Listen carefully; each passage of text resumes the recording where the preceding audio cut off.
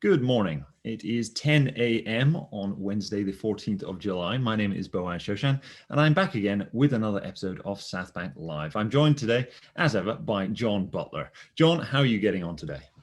Yeah, pretty well. How about you?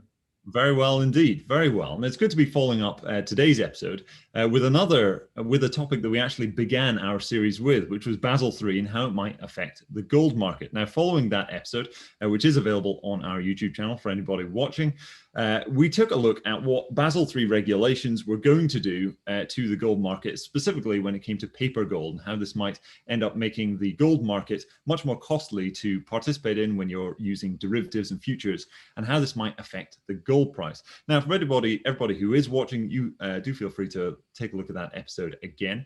However, you can also ask questions in the chat box. I have received some questions about this topic already from some of our listeners. So if you are watching a recording of this and there's another topic that you'd like us to cover in a future episode, then feel free to send me an email. It's just boaz@southbankresearch.com.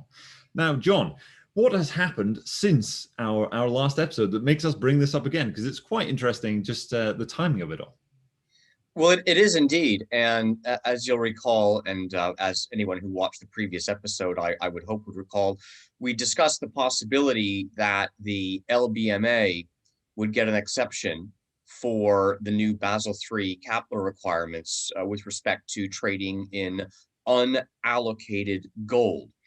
And sure enough, it happened. And the reason why is probably because of the leverage that the LBMA and the UK financial regulator, the FCA, had in that process, and all the market conventions, all the tradition, all the incumbents who had a strong interest in not disrupting this venerable market. That said, as we also discussed, the reasons given for the exception were somewhat questionable, because the LBMA admitted in their petition to the Basel Committee for an exception, they admitted that so-called unallocated gold accounts were a form of unsecured credit. And so again, it's interesting that they received so quickly this exception within weeks of having filed the formal petition. But as I speculated prior, it really has to do with the regulatory politics. And sure enough, the LBMA has won this round. Right. Let's simplify that a bit and break it down a little for some of our viewers who are not too familiar with the London bullion market. So the LBMA is sort of the London bullion market. When it comes to the trading of precious metals like gold, this is where so much of the world's gold trading actually takes place. Now, the LBMA obviously has a lot of weight when it comes to throwing around, when it comes to regulation, when it comes to interacting with the government. And let's go into allocated and unallocated gold as well, because that's it's a topic which is kind of esoteric and quite niche, and yet so much of the world's gold that is traded is effectively unallocated. In that way, it is not actually physically held somewhere. It is pretty much a promise of gold at some point in the future. John, can you break it down what the unallocated and allocated definition is? I know we went into it last time, just again for some of our listeners. Well, very briefly, I mean, allocated physical gold is exactly what it claims to be, right? It's an actual bar in an actual vault, and the LBMA vault network is extensive, right? So there's an awful lot of physical metal there. However, the concept of unallocated gold is somewhat more esoteric in the sense that it is a claim on the physical gold which has yet to be settled. And the market makers in this market, the LBMA bullion banks, they deal in huge volumes of this unallocated gold, where the account holder has this claim on as yet unsettled physical gold. So it does not, the claim does not reference a specific bar in a specific vault. It is kind of a circulating, moving target, which you assume ultimately can be filled by an actual bar in an actual vault somewhere, in the event that that unallocated holder decides to basically roll that position into an actual physical fill. When you look at the volumes of unallocated gold that is swirling around out there, and which is part of this settlements and payments system that the LBMA oversees, it's vast compared to the amount of physical that actually trades. And so it's a bit of a head scratcher, and it makes you wonder, were everyone to want to take physical delivery right now, would it be possible for them all to get filled? And it's sort of impossible to know. Now, the LBMA has made efforts to publish more data, to become more transparent in recent years. They've done so as a result of outside pressure. It wasn't some self-propelled voluntary Right. exercise. Yep. And they're doing this to try and reassure those who are active in this market that the unallocated gold is just this internal circulation of the settlements and payment system, which is which always will settle, but in a way it doesn't. It just gets rolled over day after day after day after day. And so it's telling. It's very, very telling that in the LBMA's formal petition for an exception to the new Basel III requirements on derivatives, they made the case that unallocated gold is not a derivative, even though they admitted that unallocated gold account holders are unsecured creditors of the bank. That is a derivative. It is a claim on physical gold, but it is not the physical gold itself. The two are not the same thing. And Right. that's important.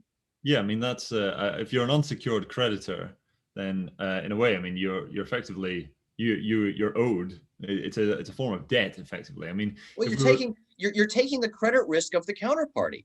If something happens to that counterparty, it's not clear that you will ever be filled on your gold position. Okay. right, And that again, that's the exact sort of thing that Basel was meant to try and sort out within the derivatives market more generally, for credit derivatives, you name it. They were trying to get rid of this possibility that in future, if there is another Lehman style event, it doesn't trigger a general run on money market funds that really weren't money market funds at all. It wasn't money, it was credit. The same logic applies here. right. I mean, unallocated gold ultimately is a debt. It's not actual gold, and of course, everyone owns gold because it's not a debt and it has no credit risk. So, if you own unallocated gold, one would wonder, why you opting for the opposite of what it is in a way. But when it comes to trading it, of course, that's quite a different story. And obviously, the LBMA has been very successful when it comes to getting these grand volumes of unallocated gold being traded, which is either speculation or hedging on the gold price in that. But how is it, John? Do you think they've managed to wrangle this? If, as you say, and you make a very, very good case that unallocated gold is an unsecured debt. I mean, this has been admitted by the LBMA. How is it that they've managed to wrangle it and get that exemption? What are the regulatory politics that are going on here that have allowed that? Again, back to what I said, it has to do with the politics of the regulatory regime. The fact is, the LBMA has been around a long time. These market conventions have been around a long time. They have always been tolerated by the UK financial regulator. Now, the reason why I say tolerated is because the LBMA is self-regulating, right? There's not really formal governmental regulation of it. That said, there's, I guess, the implied threat that if the UK FCA thought they were doing something untoward, then they might expand their regulatory umbrella to explicitly include LBMA activities. But historically, that has not been the case. However, Basel III, again, the fact that Basel III is a supranational convention, which is meant to be implemented and enforced nationally by all the members, that's a different ballgame. And so Basel III went ahead and threw this blanket over all derivatives generally, and that caught the unallocated gold of the LBMA. And having seen that, the LBMA went straight to the Bank of England, straight to the UK FCA, and of course, through those channels, perhaps all the way to the government itself, saying, we don't want to upset the apple cart here. We have a well-developed, venerable, liquid business which is world leading, at least it still is world leading, notwithstanding some challenges from China and elsewhere, please leave it be. And I assume that they just put enough political pressure on the powers that be to get that exception pushed through to Basel, and so that they won. Right. Now, the topic of unallocated gold, allocated gold, very esoteric, and it does attract some attention from the fringes. There are plenty of people who think gold price is being manipulated using these unallocated gold, derivatives as they are. I mean, they're effectively just claims on gold without any gold really backing them. So if you sell a lot of it, then if in a way that you would be able to push the gold price down without actually selling real gold to market, as it were. And we do have a question that was sent in by a reader ahead of time. William, if you are on this if you're watching at the moment, this is from you. Thank you very much for your question. Where he says, under Basel III, commercial banks can diversify away from government bonds and hold gold as a tier 1 asset. They will not put up with the bullion banks exercising their exemption to smack down the price of gold. What do you make of that, John? Well, yes. I mean, this is the other side of the coin. When it comes to actual allocated physical gold, the Basel regulations don't require any haircut. They don't require any capital to be provisioned against that as a result of its credit exposure, because there is no credit exposure. It's physical allocated gold. And so the original proposal by Basel III made a clear distinction between the physical allocated gold and the unallocated gold. Well, now it's all being lumped together. So the unallocated is being treated as the allocated. But it's still important to remember that under Basel III, there is not only credit risk, there is also market price risk. And if you are a financial institution which is domiciled in the United Kingdom, the base currency for your liabilities is pound sterling. And if you hold a physical gold position as an asset against those liabilities in pound sterling, you still have to provision for the market price risk that the market price of your physical gold goes down vis-a-vis the value of your liabilities. That doesn't go away because of Basel III. So whereas physical gold correctly and rightly is assumed under Basel III to be tier 1, it has zero credit risk, which is also the way domestic government bonds are treated, in the UK gilts in this case, right? That's absolutely the case, and that's a good thing. That makes sense. However, there is the market price risk provision that still needs to be done, which doesn't need to be done for domestic government bonds, right. UK gilts and sterling.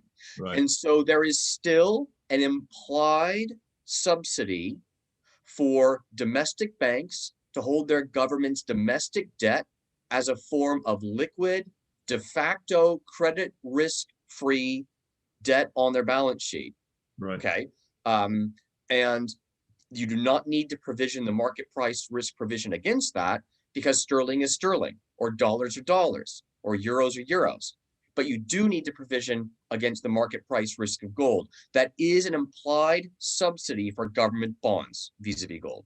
Yes, that's a very interesting observation. That when you're thinking about that, just winding back slightly, John, to what you said earlier. So I hadn't quite cottoned on to that. Similar to the other side of the coin when it comes to Basel III and being able to hold gold as a tier 1 asset. If here in the UK we're giving an exemption to unallocated gold, as effectively not being a derivative.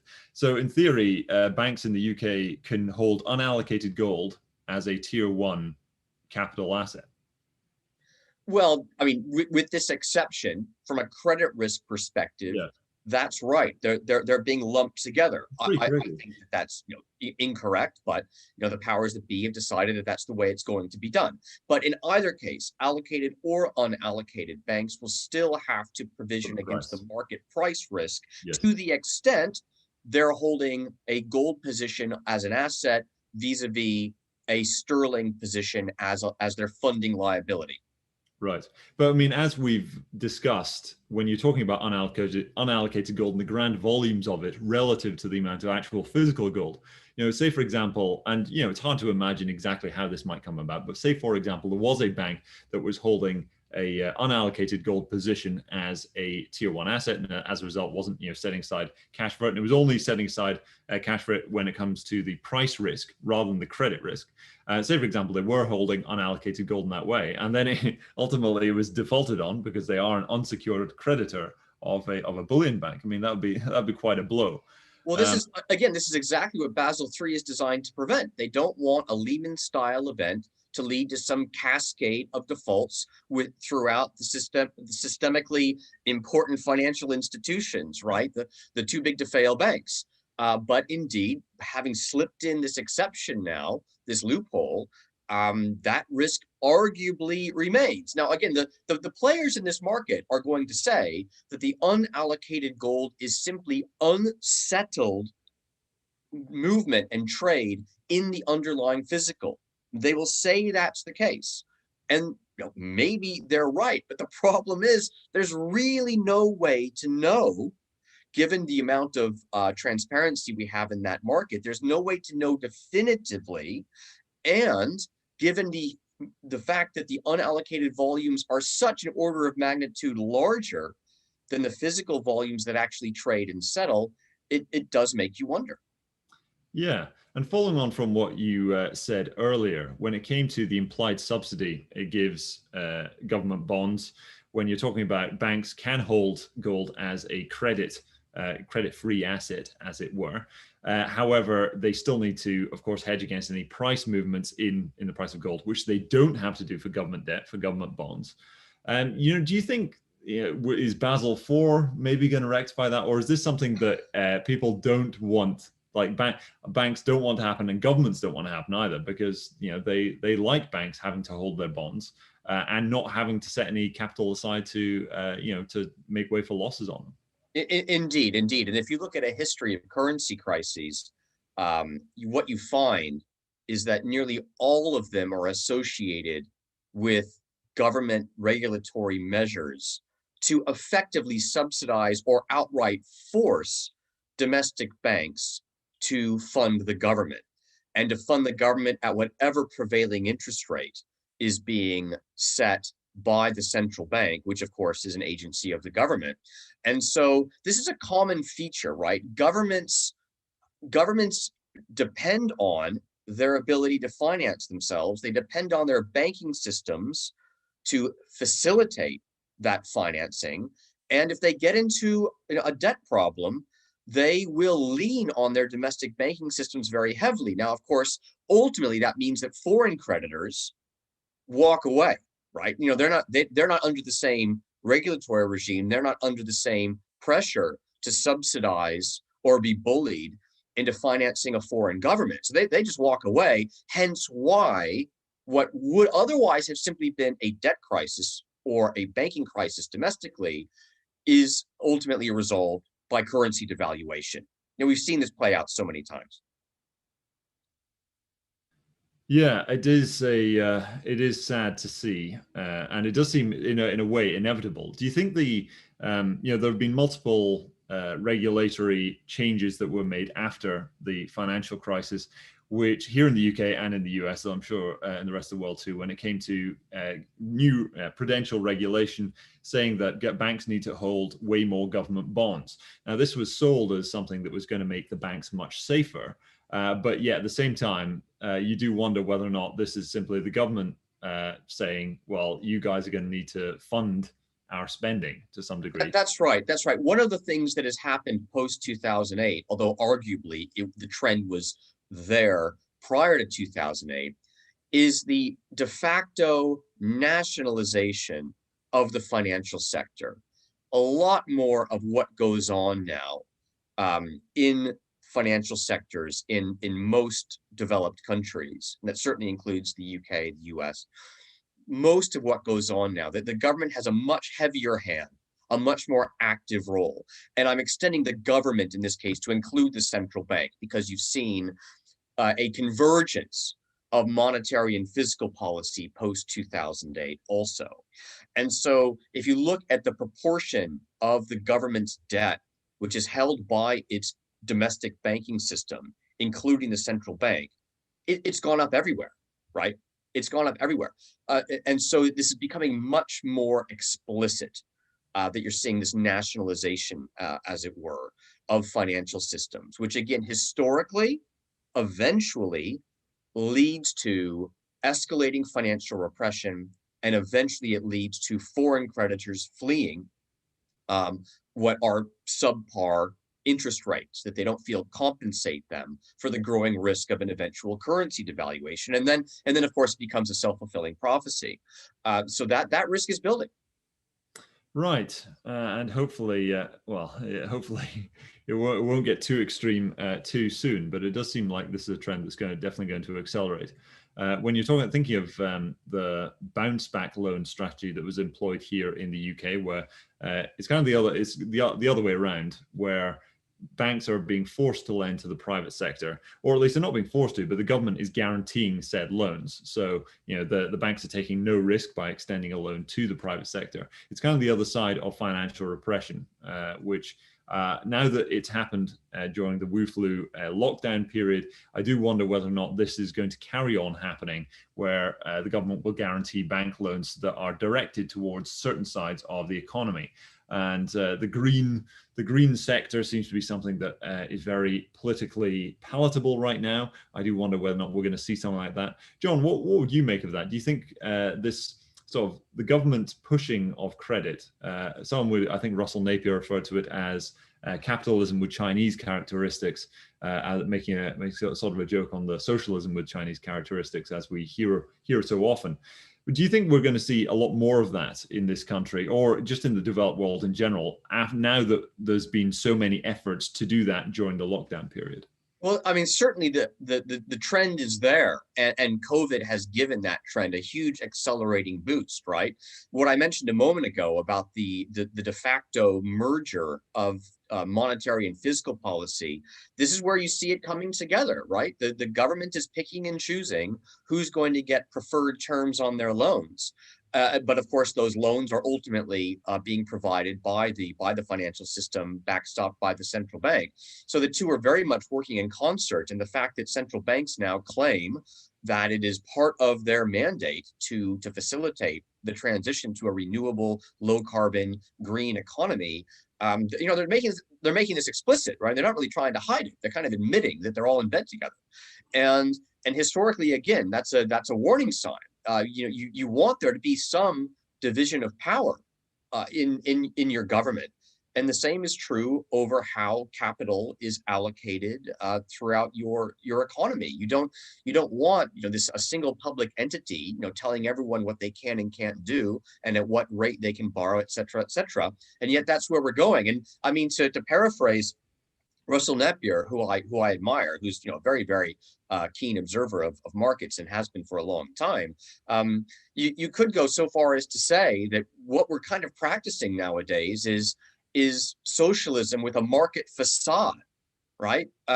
Which is deeply worrying, if you ask me. It's almost as if the free markets of the developed world, it's almost as if they are there to paper over what is an increasingly heavy-handed central planning way of going about both fiscal and monetary policy. Yeah, very worrying indeed. And this does, I think, lead us on to another topic we wanted to discuss today, which was renewables. But before we get there, William, thank you so much for your question regarding Basel III. That was very good indeed. And to anybody who is watching this live, do feel free to ask any questions or just post any feedback in the chat. It is open there, and we are doing these to try and sort of build much more of a live and back and forth conversation between ourselves and, of course, our viewers and our readers here at Southbank. Now, moving on to this next topic, John, you wrote recently about the problems facing the renewable sector. Now, at the moment, we're seeing a relatively high oil price, all things considered.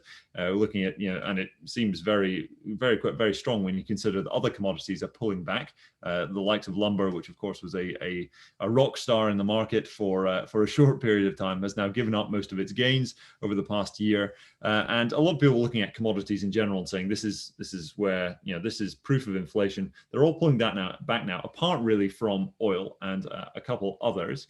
I'd like to know what your thoughts on that are and how it plays into sort of the renewable story, because a higher oil price in general makes renewables more of a feasible option because, of course, the base input of energy is now much more expensive. So other expensive forms of energy become more, look more attractive, look more feasible. We saw something very similar to that with solar, for example, where it's a decade ago now, when we had really high oil prices, and at the same time we were seeing all of this investment going into solar stocks. Solar did get wrecked after that, as did oil for that matter, but solar in a really quite brutal fashion. When you're looking at the renewables market as it is now, the green narratives that we see pretty much all over the place in the developed world, certainly, what do you make of all that? Because recently you've written about some of the headwinds facing renewables, and you've remarked to me that it's a Sisyphean Hill that the renewables sector has to climb. Could you expand on that for us, please? Well, yes, the Greek legend of Sisyphus, who is basically condemned to a horrible fate in hell or Hades, to the Greeks. Basically, I forget precisely what he did to anger the gods, but it was something pretty bad. And so they condemn him to pushing a heavy stone up a hill. And yet the ground underneath him is quite loose and slippery. And so basically he pushes it up, but just as he is making some progress, he just slips right back again. And this is his fate for eternity. And I kind of feel that the renewables market, energy market, has kind of ended up in a similar situation. That is, for all the promise of a number of these renewable technologies and all the investments that have been made, and all the smart people that have been working for decades on it, including, of course, very intensely in recent years, it seems that every time they have a breakthrough, every time they think they finally found a way to squeeze out that extra megawatt, to make it that much more reliable, whatever it is, in the actual event, when they actually do roll it out and plug it onto the grid, the results are simply nowhere near what the promises were. And this is we've gone through many iterations of this now. We've seen it with solar, we've seen it with wind, we've seen it with biomass. It's showing up everywhere. And in a way, that shouldn't surprise us, notwithstanding the promise of these technologies longer term. I mean, some of them may eventually become very practical, but notwithstanding that potential promise, it's only normal in an economy that when any activity, and I will stress this, any activity is subsidized, you get too much of it too soon before it's truly economic and sustainable.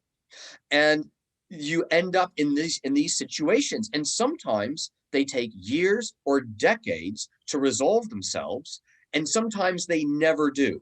And in the rearview mirror, all you see is capital consumption, wasted capital, misallocated resources that could, under a freer market, have been put to actual economic purposes to provide for the actual needs and wants of actual people in actual time, which includes, of course, planning for the future, as corporations need to do if they're going to remain profitable longer term. So I think we've ended up in an unfortunate situation, which is going to burn, one investor after another the moment the government tries to remove the subsidies that are keeping a lot of these things afloat. So don't get me wrong. I think there is long-term promise here. I'm a huge fan of technology. I'm a huge believer in human ingenuity. But when governments try to turbocharge these things, it does not have a good track record. Okay. And to be really nasty about it, even NASA, okay, even NASA has consistently overpromised what it would be able to do with all of its amazing technology, the world's greatest brain power being poured into it for decades. The one promise that NASA kept, and kept more or less on time and within budget, was going to the moon. Pretty much everything else, NASA has missed its targets. And yet it consumes a huge amount of resources. So, again, nothing against NASA. I'm all for space exploration. I'm all for it. But one has to keep an eye on the resource constraints and costs. And I'm afraid that the green renewable industry has almost become a religion for some people, where they honestly do not look at the costs realistically. They're not looking at balance sheets. They're not looking at income statements. They're not looking at practical investment prospects.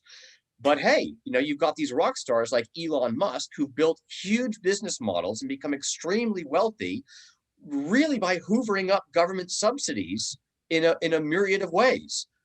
Okay, fine. I mean, more power to him. He's made a lot of money, but is that really sustainable long term? Right. Yeah, and we do come to this. And it is it's a very polarizing issue just in general. But it does come to this point where, as you say, people are less interested in the fundamentals and the sort of the realistic prospects of many investment companies in the space, and the utilities that people say are going to happen, because a lot of the time people really do think that we have no choice, because global warming is coming and it's going to destroy so much of the world that the world is going to be absolutely terrible to live in.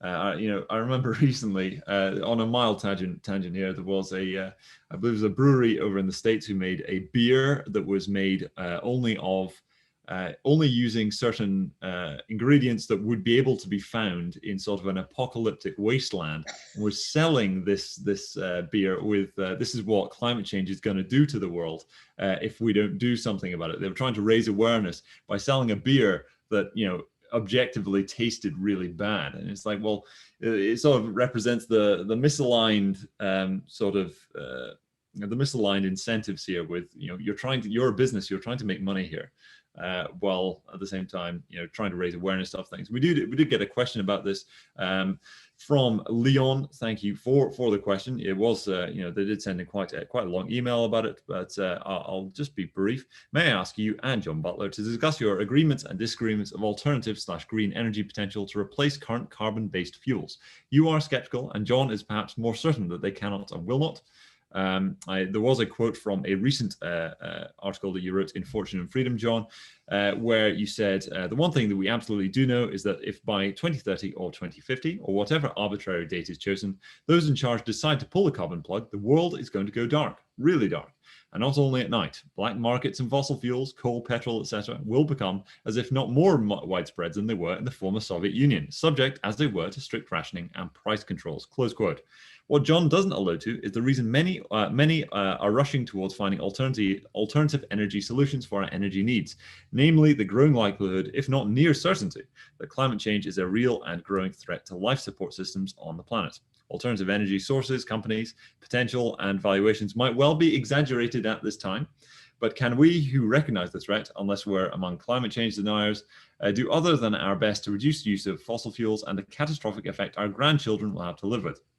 The world may go really dark with banning fossil fuels, but it may get really hot, note recent heat waves in the west of the USA and Canada, if we don't replace them ASAP.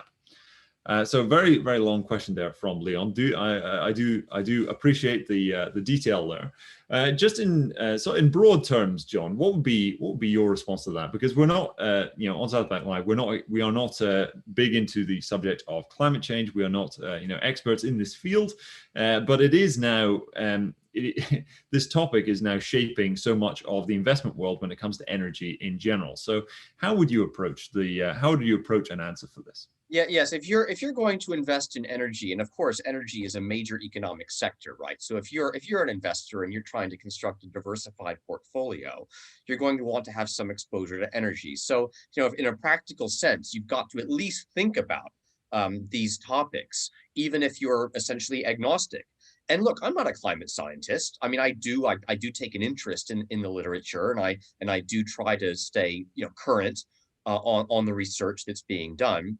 But I wouldn't purport to claim to be a climate expert. However, what I will say is this, going back to what I discussed a moment ago, that is that when the government gets involved in economic sectors and gets involved with either very large subsidies or very large taxes or some combination of both, it tends to produce suboptimal outcomes. And I believe that is also true of the world more generally.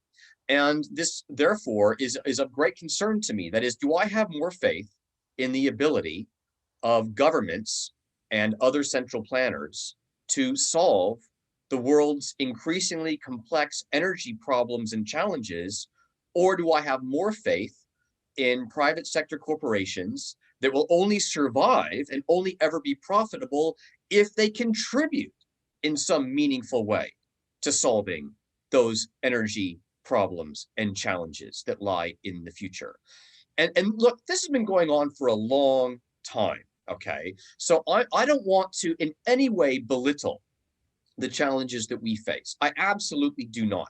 But I am not confident that a heavy-handed, top-down government central planning approach will succeed.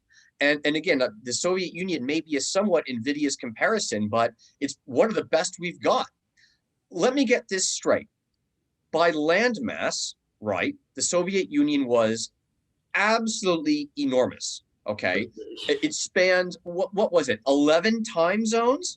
I mean, you know, huge. Okay, and we now know today, following all the exploration that's taken place over the past couple of decades, that, well, Russia still, but you can generalize to the former Soviet Union if you like. Yes. That landmass is home to massive oil and other energy reserves, massive metal deposits, massive everything, okay?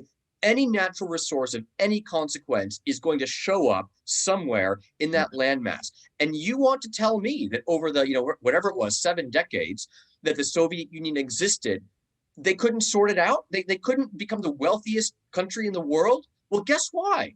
Right? They were a top-down, centrally planned economy. Central planning doesn't work.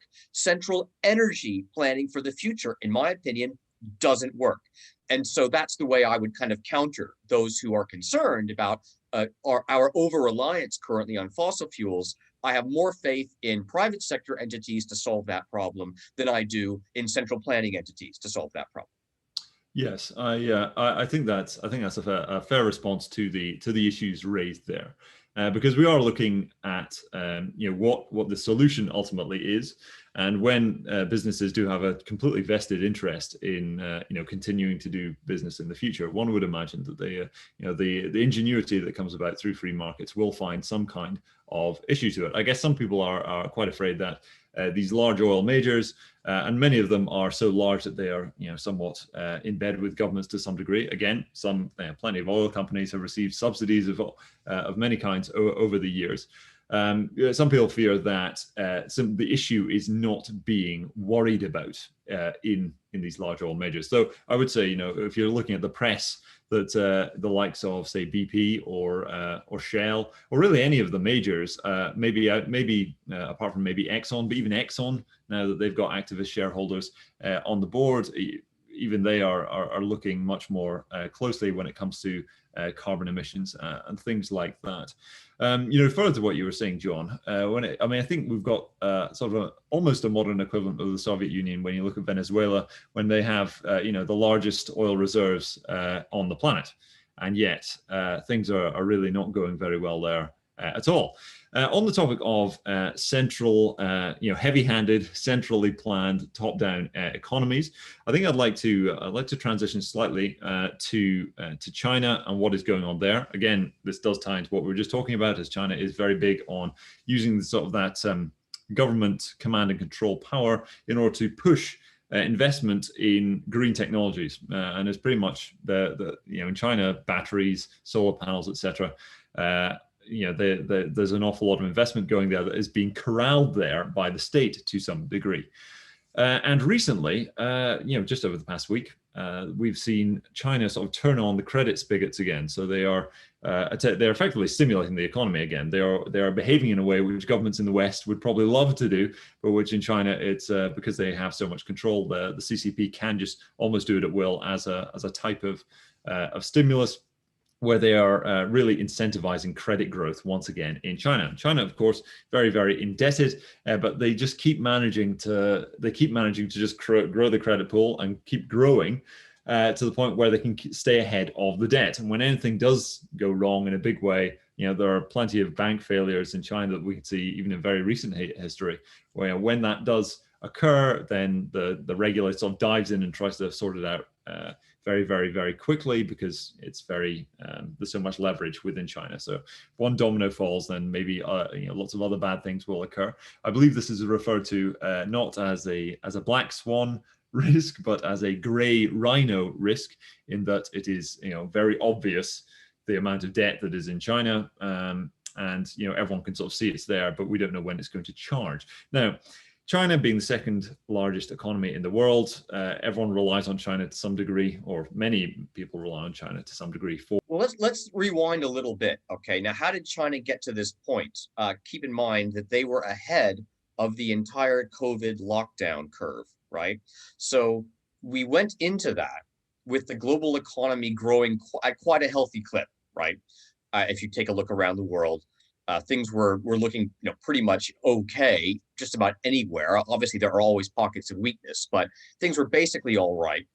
But then this COVID scare hits, and China is the first major economy to lock down. They do so in a very severe way, which of course is hugely disruptive, because they, again, this is the CCP, right? They have the power to do that sort of thing, and so they take that very, very harsh approach right from the get-go. But what that ends up meaning is that their confidence grows relatively quickly that they've dealt with it, and that they can start to ease those measures. And so China is the first major economy also to come out of measures that were getting in the way of productive economic activity.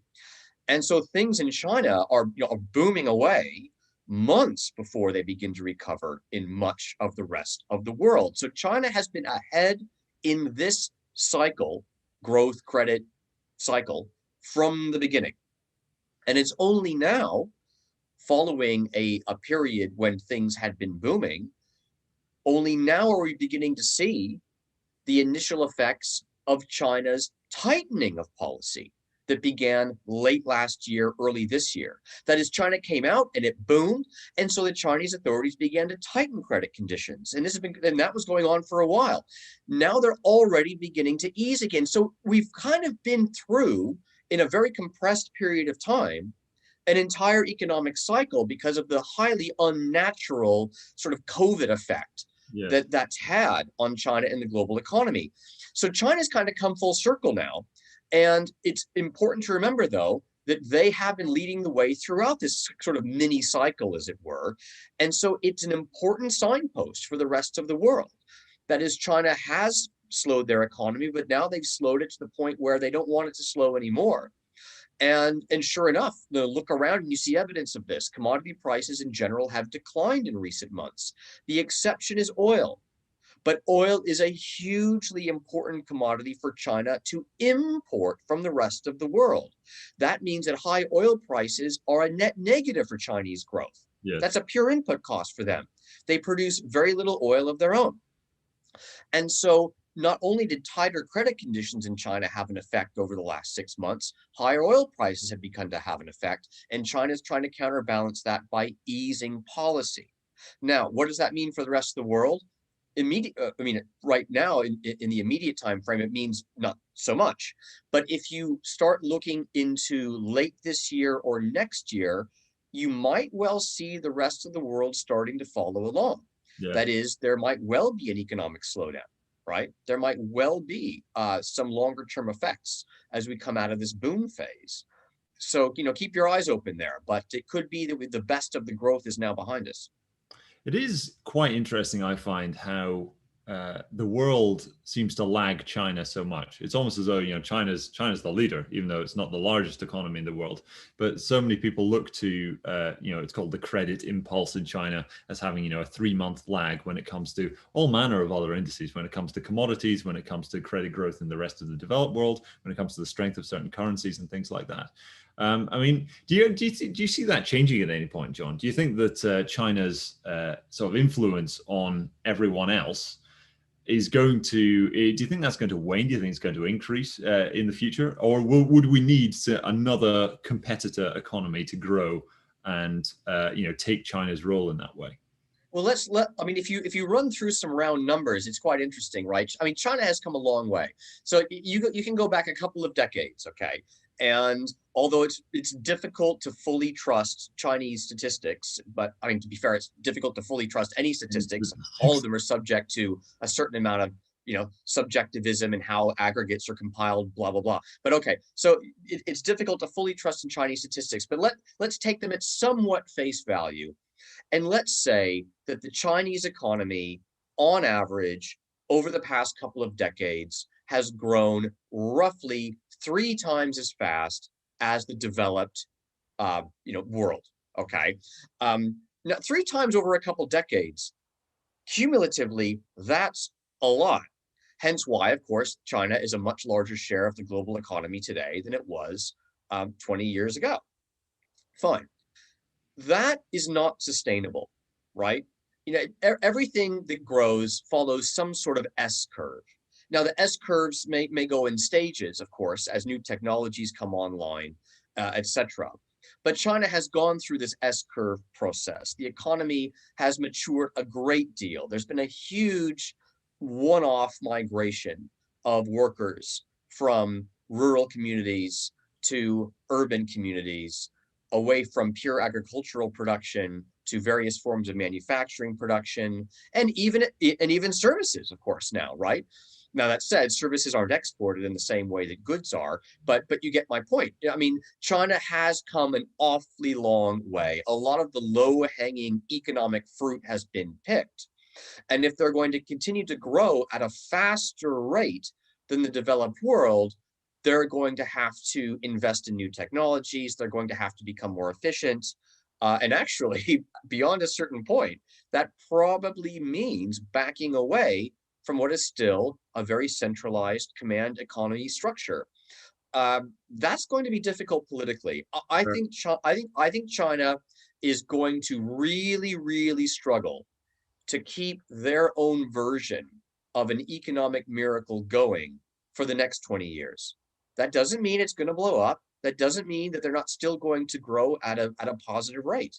But the idea that they can keep it going the way they've kept the way it's been going, I don't think that's realistic. Yeah, it does seem like the sort of the restrictions, or the continuing restrictions that we see under Xi Jinping when it comes to allowing the growth of the sort of the capitalist class does seem to be, it's almost like we've already peaked, and from here on it's going to become a much different model with Xi Jinping thought and everything like that. John, I do know that we are going slightly over time here, and we do have a few more questions. So I thought may as well sort of gun through those as fast as we can. Okay. I did get a well, actually, I'll go to the YouTube chat. Skeptimistic, good morning.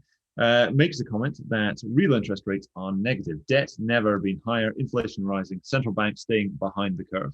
Yet gold is in a bear market and the dollar is in a small bull market. When does that change? When indeed, John? Right. Well, this is the thing. Real interest rates are, in the medium term, the single best explanatory factor for the direction of gold prices. And yes, absolutely, at present, given the plunge in real interest rates, you would expect the gold price to be rising. But there's another important ingredient, one that works on a shorter time horizon, and that is risk aversion or risk appetite, if you prefer. And the fact is that investors are still chasing yield. They're still chasing returns. They're still chasing stock market valuations. And that's where they're seeking their gains. That's where they're seeking their returns. As a result, gold is being overlooked. And it's my opinion, and I've made this argument many times, that for gold to get back into a proper bull market, even in a context of extremely low or negative real interest rates, you need risk aversion to be somewhat elevated.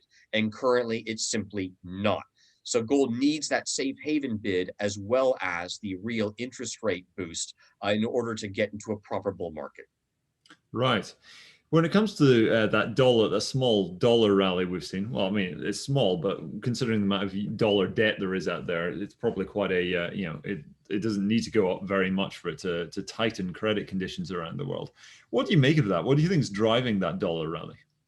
Well, keep in mind, we had a prolonged period of dollar weakness. Yep. So to some extent, this is merely a retracement. And keep in mind also that the period of dollar strength that we saw initially was kickstarted by some speculation that the Federal Reserve was beginning to consider under what circumstances it would indeed tighten policy in response to a pickup in the rate of inflation. Now we've seen that pickup in the rate of inflation, and so that has given the dollar the ability to retrace what was its previous downtrend to some extent. That said, you step back from a chart, and arguably the dollar is still in that downtrend, but certainly it has lost a lot of momentum. And again, we have to be careful here, right? I mean, the whole world has problems. Okay, I mean, name one part of the world that doesn't have problems.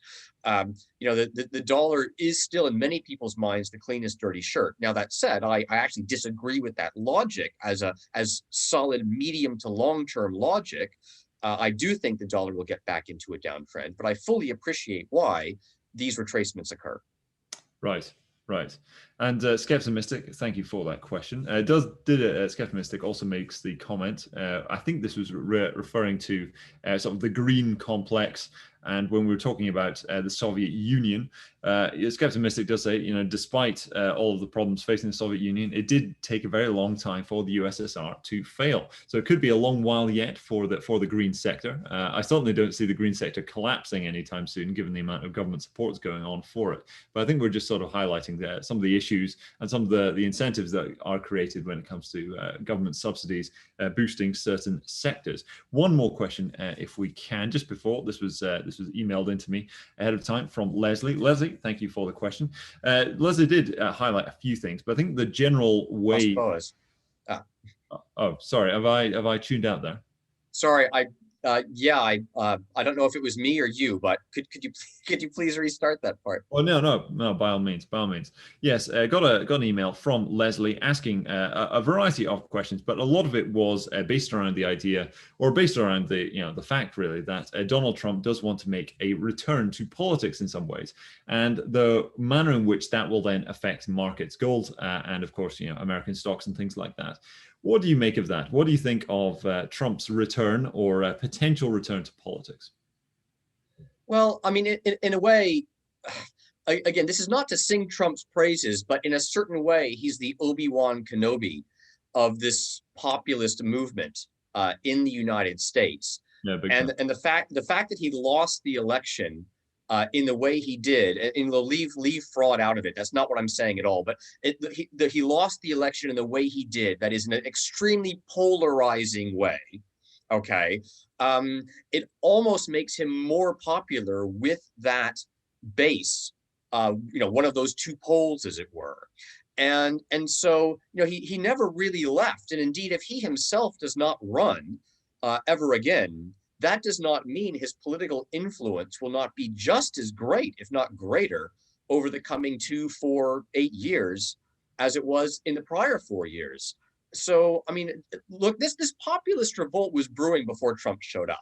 Okay, you had the Tea Party before Trump showed up. And if you want to look at things in a generational sense, you also had the Reagan Revolution and so on and so forth. These episodes come and go in American politics, okay? But this one's pretty big, and it was building a lot of steam before Trump showed up. And yet now that Trump's been a one-term president, there's further polarization that has energized his base. If anything, he's going to be super influential. So don't write him off, whether he himself actually runs or not.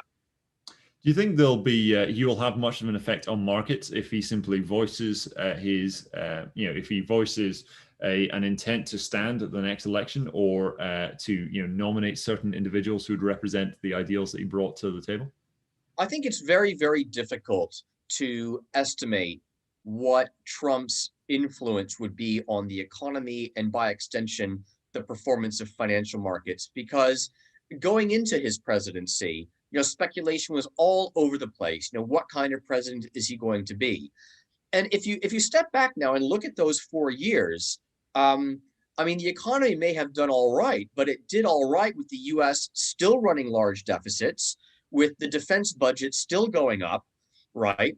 And so, if you change the names and change the colors, it's difficult to look at the Trump presidency from a macroeconomic point of view and not see it as essentially a continuity vis-a-vis what came before. Keep in mind, I mean, Bush Jr., he ran huge deficits. Obama ran huge deficits. I sometimes say that there is this bipartisan pathology in American politics simply to run deficits and finance it with easy money from the central bank when and where required. This has been going on a long time. The last president to balance the budget was Eisenhower. That's a long time ago. Right. Yeah. The more things change, the more they stay the same, perhaps. I think we'll call it there, John. Thank you so much for joining me today. It has been a very stimulating conversation, as ever. And indeed, thank you to everybody who tuned in today, or for those who are watching this as a recording, which shall be published in the near future. But that is all for Southbank Live episode 3. I do hope you enjoyed it. It's now 10:55, so we are slightly over schedule. But I think this went very well. But that is all from us for now. Thank you very much for watching.